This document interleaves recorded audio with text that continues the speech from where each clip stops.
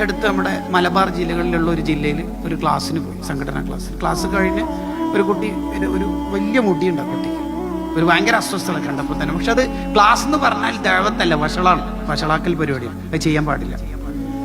പിന്നെ ഭക്ഷണം കഴിക്കാൻ ഒരു വീട്ടിൽ പോയി ഭക്ഷണം കഴിച്ച് വാഷ് ബേസിൽ നിന്ന് കൈ കഴുകുമ്പോൾ ആ കുട്ടി അവിടുന്ന് ഉണ്ട്. അപ്പോൾ ഞാൻ ചോദിച്ചു, മോനിവിടെ? ഇതെൻ്റെ മൂത്തമ്മൻ്റെ വീടാണ്. മൂത്തമ്മ മീൻസ് ഉമ്മാൻ്റെ ഏട്ടത്തിയാണ്.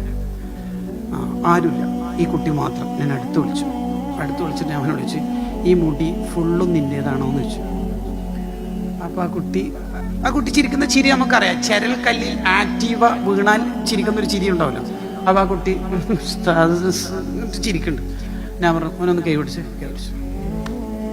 കുറച്ചൊന്ന് പവറിൽ. ഞാൻ പറഞ്ഞു, നാളെ ഈ മുടി കുറച്ചൊന്ന് ചെറുതാക്കിയിട്ട് എനിക്ക് ഫോട്ടോ അയച്ചിടണം. എനിക്കത് അയച്ചൊരു ഇല്ലയൊന്നും എനിക്ക് ഉറപ്പൊന്നുമില്ല. ഞാൻ പോയി.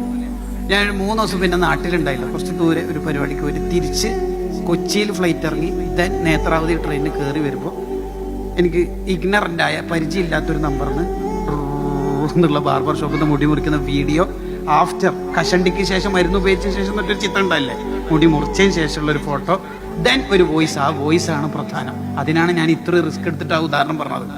എന്താ വോയിസ് എന്ന് അറിയാം? ഉസ്താദ് എന്നോട് പൊരുത്തപ്പെടണം, ഉസ്താദ് മുടി നാളെ മുറിക്കണം എന്നാണ് പറഞ്ഞത്. പക്ഷേ എനിക്ക് പനി വന്ന് 2 ദിവസം ഹോസ്പിറ്റലിൽ അഡ്മിറ്റ് ആയിരുന്നു. ഇന്നാ ഡിസ്ചാർജ് ആയത്. ഇന്ന് മുറിച്ചിട്ടുണ്ട്. ഉസ്താദ് പൊരുത്തപ്പെടണം, അതവ് കേട് എന്നൊന്നും വിചാരിക്കല്ലേ. ഈ തലമുറനെയാണ് നമ്മൾ വേഗം നരകത്തിലേക്ക് ഇടല്.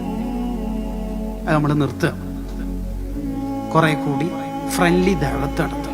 അതാണ് നബി സല്ലല്ലാഹു അലൈഹി വസല്ലം തങ്ങളുടെ ഒരു സിസ്റ്റം എന്ന് പറയുന്നത്.